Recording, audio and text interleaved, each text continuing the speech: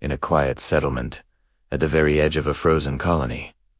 A woman baked cookies for one small cub. The cub was an outcast, injured from a transport crash. Its species was labeled feral and dangerous by the governing council. No aid protocols existed for them. The woman was just a maintenance cook, with no authority, no protection. She gave the little cub warmth, sugar, and patience. Through the smell of baking and the gentle routine, the cub learned to trust. And trust, it turned out, spread much faster than fear. Just 10 seconds after the first cookie came out of the oven, the street outside her small home filled with shadows. Heavy breathing hung in the cold air, and countless eyes watched from the dark. She didn't scream. She kept the oven door closed and stood perfectly still as 200 cubs gathered in absolute silence.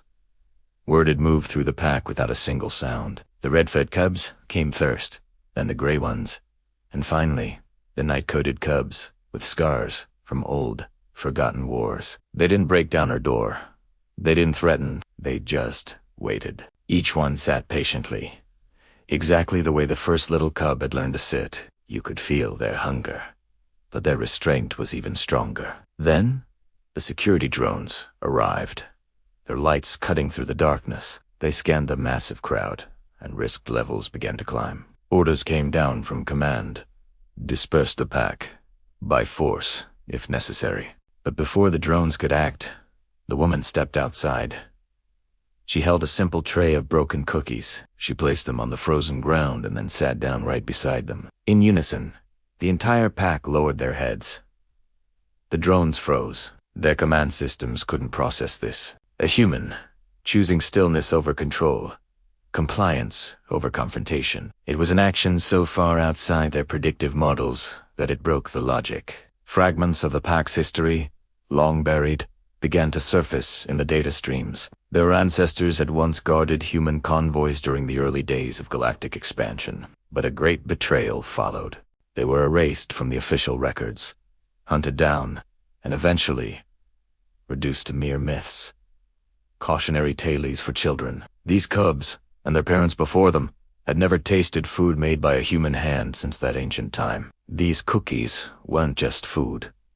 They were memory restored, a bridge across a chasm of bitterness and loss. Soon, negotiators arrived, flanked by soldiers with weapons and holding contracts filled with legal threats. But the pack didn't move. The cubs didn't look at the guns. They watched the human. Through the long, cold night, she kept baking. More flour, more sugar, more warmth from the oven. And the line of cubs stayed perfectly organized. No pushing.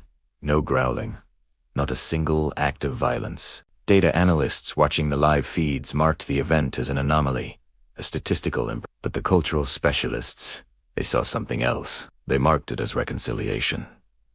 By morning, everything had changed. The council quietly revoked the feral classification. The entire pack was granted protected status. There were no grand speeches, no treaties signed for the cameras. A single human with flour on her hands changed the fate of a species simply by refusing to be afraid. As the sun rose, the cubs left, one by one. Each carried away a few precious crumbs, and something far more valuable. A lesson that gentleness can be a force powerful enough to reorganize the very structure of power. Thanks for watching. If you enjoyed this story, remember to like and subscribe for more content that makes you think. See you next time.